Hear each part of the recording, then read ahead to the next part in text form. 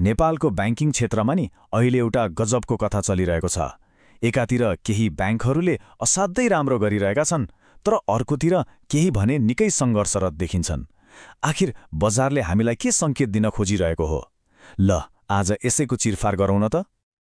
र यो नै आजको हाम्रो सबैभन्दा ठूलो प्रश्न हो। तथ्याङ्कहरू हेर्दा लगानीकर्ताहरू नै अलमलमा परेका छन्। के यो क्षेत्र साँच्चै समस्यातिर जाँदैछ वा यहाँ कुनै ठूलो अवसर लुकेर बसेको छ? आउनुहोस् यो दुविधाको जवाफ खोज्ने प्रयास गरौँ। कुरो के हो भने नि, अहिले सबै ब्याङ्कहरूलाई एउटै डालोमा हालेर हेर्नै मिल्दैन। बजारमा दुईवटा बिल्कुलै फरक फरक कथाहरू एकैसाथ चलिरहेका छन्।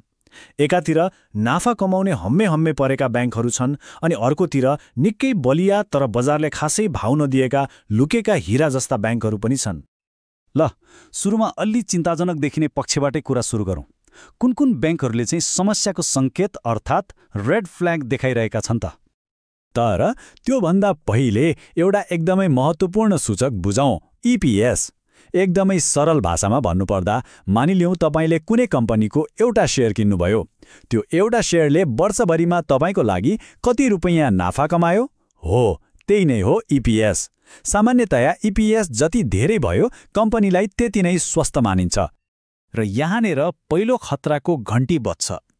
एग्रिकल्चरल डेभलपमेन्ट ब्याङ्क यानि एडिबिएल र सिटिजन्स ब्याङ्क सिजिबिएल दुवैको इपिएस ऋणात्मक अर्थात् माइनसमा छ।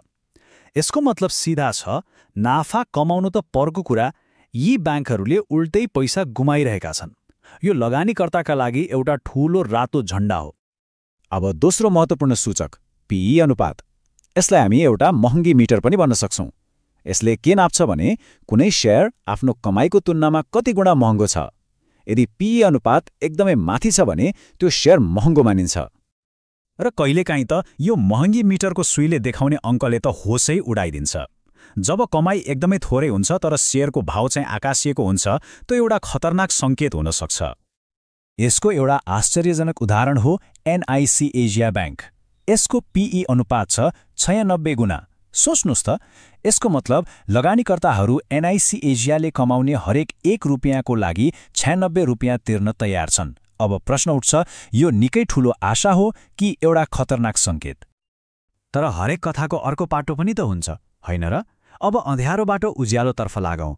बजारमा केही यस्ता कम्पनी पनि छन् जसको कथा बिल्कुलै फरक र निकै उत्साहजनक छ। वाह, यहाँ हेर्नुहोस् त, कमाईको असली पावर। एभरेस्ट ब्याङ्कको इपिएस 34 भन्दा पनि माथि छ, जुन एकदमै उत्कृष्ट हो।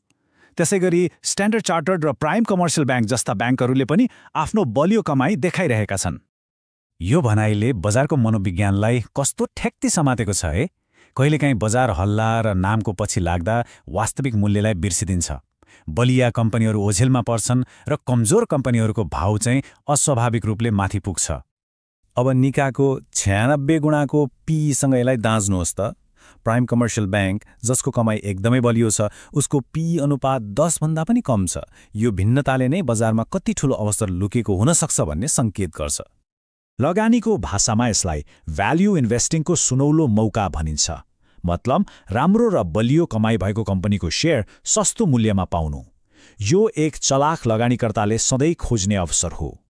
ल अब यी दुवै थरीका खेलाडीहरूलाई एउटै टेबलमा राखेर हेरौँ न त।